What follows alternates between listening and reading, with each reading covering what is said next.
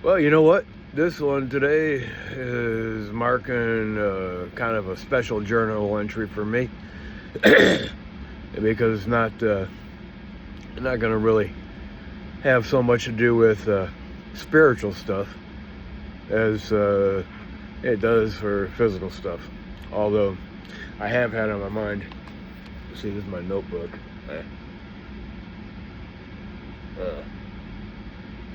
Anyway, that's how I do that. I do keep a notebook. Sometimes I write in it. And sometimes I go, a month and I don't write nothing. But I have several of them. And mostly it's a addition to my journal, so it's kind of like my goals, and maybe some things that I think of that I might be able to implement. But look, yesterday, a fellow came over. I helped him move some stuff over here, but then he decided not to stay here. And one of the things he brought over here was a lawnmower. It didn't work. So, I helped him take that back over to where he's living. And I exerted myself too hard, and then following that, I was in excruciating pain. My lower back hurt so bad. It can be unbearable. I have to just kneel down on my knees and put my arms in front of my head on the floor, kind of like people do in the countries where they pray, like on the carpets and everything. Like, I know when I was in it was either Egypt or Turkey, they did that, because I went to one of the places, they bring their carpets and put it down on the floor and kneel down and pray. Well, I'm just saying, that's a position I gotta take to kind of get some relief for my back. And but I looked in the mirror, I looked in the mirror, and I couldn't believe what seems like had happened to me. I made some soup in a crock pot. I mean, I didn't have any money. I lived for a long time on just dried beans. And, I would eat, plus I was donating my plasma for money, and I had to keep my protein level up. Otherwise they won't accept me, because they do a test every time. And, so, I just eat beans. Well, lentils I did some research. Lentils have the highest amount of protein, and I like peas, so I'd mix lentils and peas together, and that would be mostly what I ate. But now I got Social Security and stuff, and a little bit more money to spend on food, and so I bought one of them big long things, a hamburger, in a look like like a big sausage kind of deal, but it's just ground up hamburger. I don't get the lean stuff. It's kind of too much money for me still.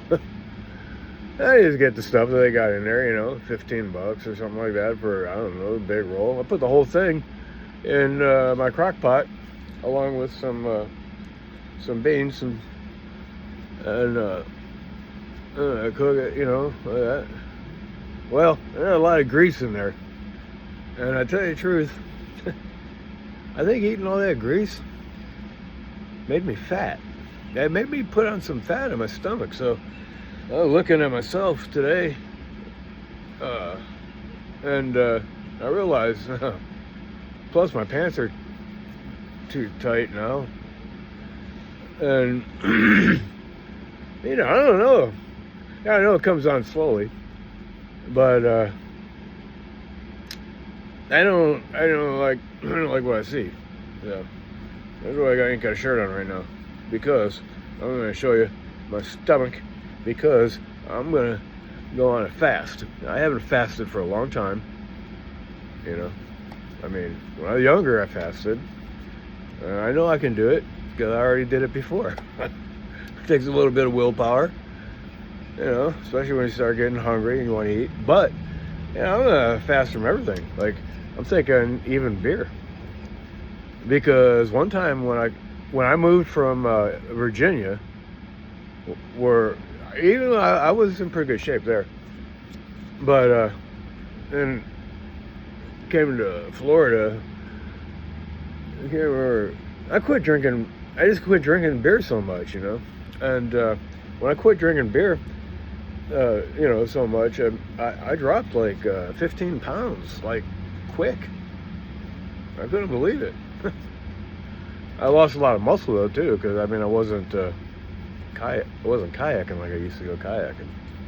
I used to hand paddle, you know, like this, you know. So this guy Dustin, you know, he's my son's friend. He worked together a lot, you know. He told me when I came here from Virginia, he said, man, he said you were like a monster. You were really buff. He said, I'm not like that now. But look, everybody's adapt to whatever we're into. But I'm using this one here as a marker. You know, I got no shirt on and stuff. And plus, see, look,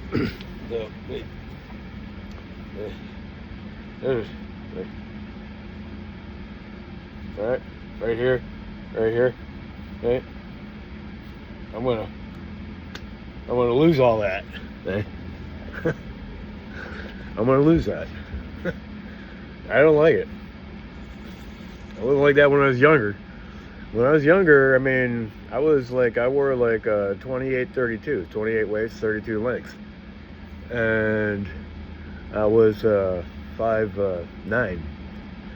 And now, like I'm 5'7", maybe. You know, and I'm wearing I'm wearing like a 34-30. Right? Now I should be at least get down to 30-30, not 34-30. I don't really like my legs being longer. I mean, my legs being shorter than the circumference of my belly. Yeah. I wouldn't want that in a woman. I literally don't want that in me. I'm just saying, you know, I don't find myself very attractive having that weight on my belly. That's all I'm saying. And it's not all about being attractive. It's also about being healthy.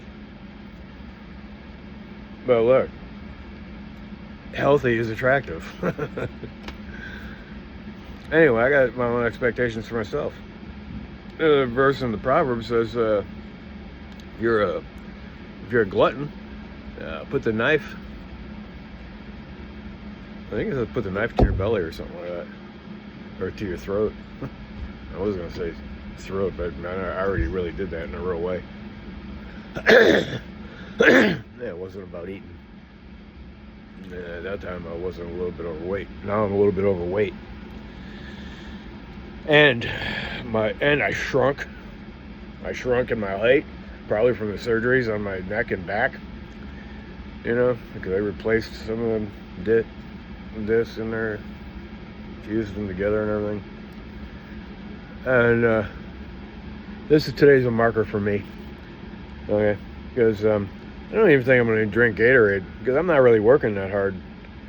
I'm not really sweating a whole heck of a lot, so it's not like I really need to drink Gatorade. And, you know, when I was working for Spectrum, the guy was from, he was from Europe, I think, yeah.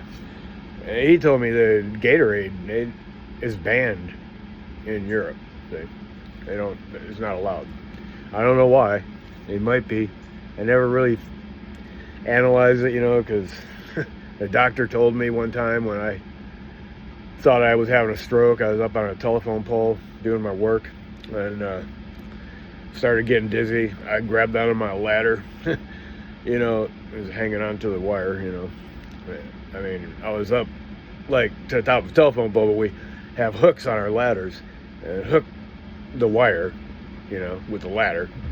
And then, you know, then you climb it because everything is always not on the telephone pole. It's actually on the wire, a little bit away from the telephone pole. That's where a tap is. Anyway, you know, it kept me in the VA. Kept me for 5 days, you know, and did all kinds of tests on me and stuff like that. And then the result was the doctor said that I drank too much water. Okay. He said from now on, he said you flooded your electrolytes. Okay. He said from now on, you know, just mix some Gatorade with your water. You know, he said half Gatorade, half water. But I use powdered Gatorade right now, and I have been using it for a long time. and then beer. I might not drink any beer either, because you know beer has a lot of carbohydrates. And one of the big agendas for me, one of the big inspirations for me, is actually to lose my belly fat. And look, I was just coincidentally, I was watching, listening to on YouTube on my TV, listening to the Buddha, because you know I've been interested in the stuff he said and everything, and I never really paid too much attention to him. And then when it seemed like my father was actually like paying attention to him, and again I'm saying I might have a very, very good imagination. like I don't really know. It's kind of nice to think that maybe, you know, it's true. You know, I mean, the alternative don't make me so happy, thinking I ain't got nothing to look forward to except a hole in the ground. And look, you know, today, I was also listening to Enoch, you know, but okay, about the Buddha though, he was saying how little he lived on, see, and I ain't gonna say everything that he said he did, like eating his own crap, right? Until there was nothing left. Jeez, man. I tell you, some people really go to talk about austere religion, man. Some people really go to the extent to get to the end goal. But anyway, you know, he talking about how, you know, push his finger into his the skin of his belly and touch his backbone. See? And how skinny he was. And I seen like you know, they, of course they didn't have cameras back then, but you know they made like statues and everything. And so, you know, I seen that, and I heard, and I seen on the TV the writing, and I listened to it. So, look, when I fasted before, you know, I fasted for more than a week before, no food, just water, and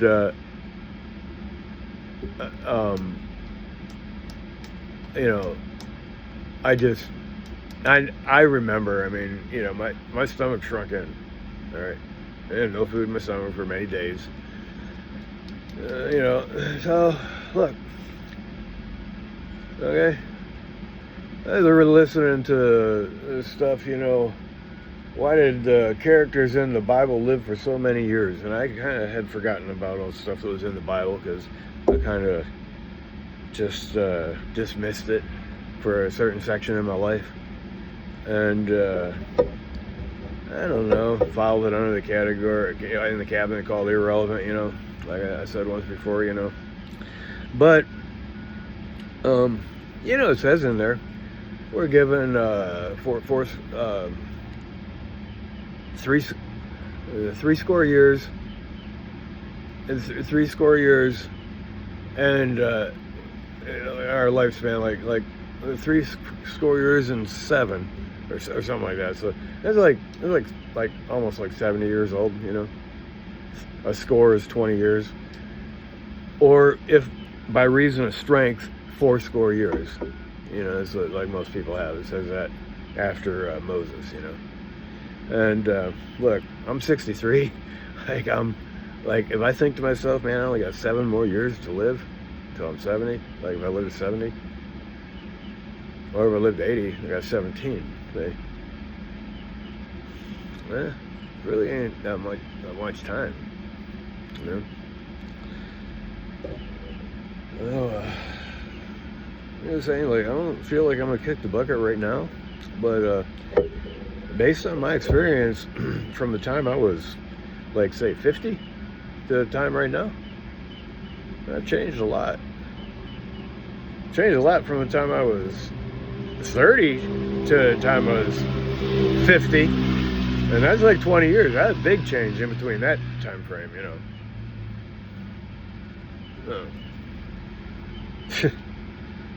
Time keeps rolling on. Jackie Venson. So anyway, this entry right here is marking this day. I'm starting. I haven't eaten anything yet today or nothing. I ain't gonna eat nothing today. I ain't gonna eat nothing tomorrow. I ain't gonna eat nothing the day after that. I'm thinking I'm not gonna eat for a week.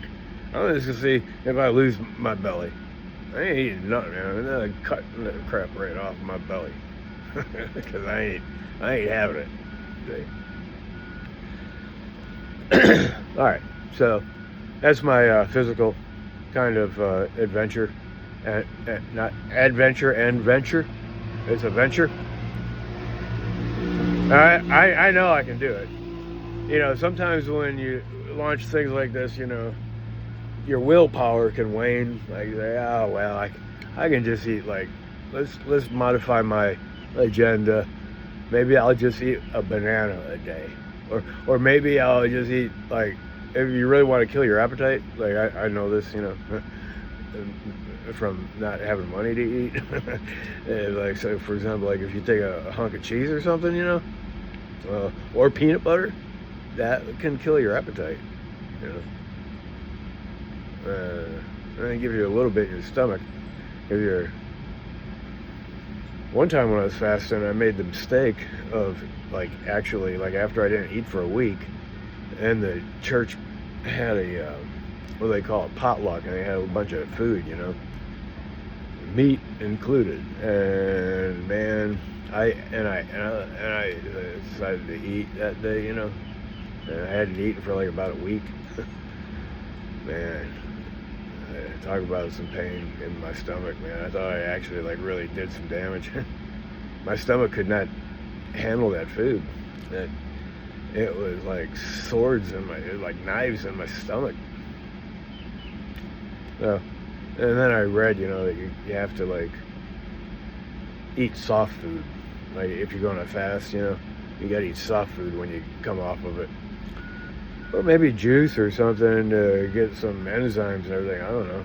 But anyway, look, yeah, I've already been there, done that. I already know the deal. And I've never been this fat in my life before. And I ain't gonna accept it. I just ain't gonna accept it. I don't think I'm gonna combine exercise with it, though, because I might a little bit. I doubt it, though. I have to conserve my energy. Well, I don't know. I might. I doubt it, though. Yeah, I can get enough exercise just by pulling weeds. Anyway, you know, look, I'm just gonna have this in here. You know, see, when I started listening to the Buddha and stuff, I find it very edifying. You know, it's good for your brain. And it's good for your mind and your heart, you know. Your mind's eye, your third eye, whatever you want to call it. And your heart, you know, all that. It's good for all that.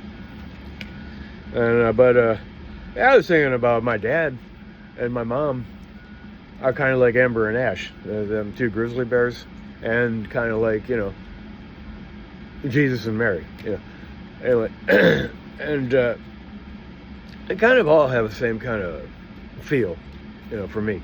And it's an amazing thing because in my lifetime, I mean, my parents were only together for a year of my life.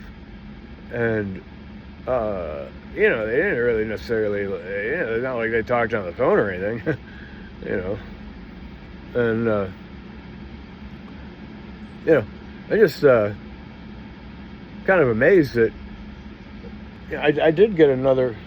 So I'm not playing my mom's music right now, but I did get another music box. I ordered it from Amazon because you can't even buy them. You can't even buy a CD player in Walmart no more. You can't buy it in Walmart no more. I guess it's not a popular thing no more. I mean, it's not. I guess people streaming anything they want off the internet now. No CDs hardly anymore. But anyway, it seemed like my dad told me to go ahead and get your mom a better something better for her music. You go ahead and do that. It seemed like my dad told me. And of course he's dead. In my mind and in my heart, my dad told me that. And I did. And then, it seems like my dad is kind of like taking the role of Ash, letting my mom lead, I mean, life lesson for him. I mean, when they were rolled the dice, he lost. My mom won. Who was going to live with, They rolled the dice. And my mom won. A lot is of the Lord. My dad had to submit to the Lord. That was what the deal was. They agreed on it beforehand. Whatever way it went down, that's the way it was going to be. Well, and when I got all rowdy and stuff like that, I mean, especially when I went to my dad's house, I started really doing a lot of drugs. There were a lot of drugs there. It wasn't so much drugs in Wisconsin, but marijuana. But I mean, and when I went to Indiana, I mean, that's when I really, fell down the well. I mean, I ain't gonna go into all that, but I mean, my dad came racing up me like a bull one day. Eyes were all red and everything. Doing acid, smoking marijuana, and I looked at myself in the mirror, man. My eyes were so red. No Visine in the world could fix them. All right. He came rushing at me, like up near the kitchen table, and it was just a single wide trailer we were living in. And he came rushing at me, man. And all I did is took one step to the side and pushed him. Right in that table, the whole thing crashed to the ground. Legs broken and everything. Because I was fast, and I was strong, and although he was bigger than me, and coming at me like a bull, I wasn't going to have it. Just kind of like, the red cape, with the bullfighter. And, after that, he said, well, he conceded, he thought it would be better if I went back to my mom's. My mom thought it would be better if I would go to him because maybe he could, force me to obey. And then after I started really going down the rabbit hole of drugs and stuff, I mean, then, he wasn't going to have that. And I wasn't going to have him telling me what to do. So, and my mom had faith. My mom had faith. She said, train them up the way that you want them, and when they're old, they will not depart. See, okay, look, in my notebook here, okay, the difference between my mom and my dad is like this, all right? My dad is always kind of technical, like I said before, all right? Yeah. And I got that because most of the books that I've read in my life have been technical manuals. Like, I never read any kind of reading for, like, just drama. I had to do it a little bit in school just to, do what the teacher said, But after I got out of school, well, even in graduate school and stuff, okay, I read a lot of stuff, but it's not like reading like fiction, all right? I never read like that. I read technical manuals. I read stuff to educate myself, to inform me, like that, No, and I never got into like fiction like some people do. And those kind of people actually turn out to be really good readers because they can read fast. I tried to learn how to read fast. I even tried to learn how to speed read. I just never was able to actually stick with it enough to actually learn how to do it. Like, I don't know. I could probably read like 200 words a minute or something. Something like that. I think that's why I used to be able to read. I don't know if I still can or not. Probably not, especially not if I don't have glasses on. But look, my dad would say, he's try to use like rationale, okay, to appeal to a person, I guess, maybe. My mom would say, just come into my house and feel the power of God. Just come into my house and feel the power of God. Okay. That's my mom. She put on her music, and of course that would be the spirit right there. Not only the music is spirit, but also the words. See? And prayer. Like if one of my friends had a problem or something, you want to pray about it? Okay. She even had a little jar of oil with a little dove on the top of it, and she put olive oil inside of there for anointing, because that comes from the Bible, on their head. Like that. Anoint it with oil and say the prayer. Well, two different approaches. And a certain courtesy, and it's still in the world, It used to be like, you open the door for a lady,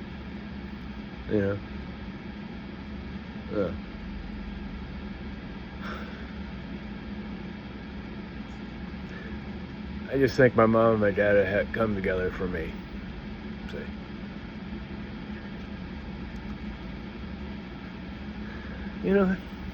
Kind of chokes me up right there, just having that thought. Yeah, came together for me. Yeah. That's a good journal entry. I set forth my goal and my appreciation. And the recognition of my own vulnerability. And the limitations of life. I don't know how longer I'm going to live. Yeah, but I want to do it right. All right, bye.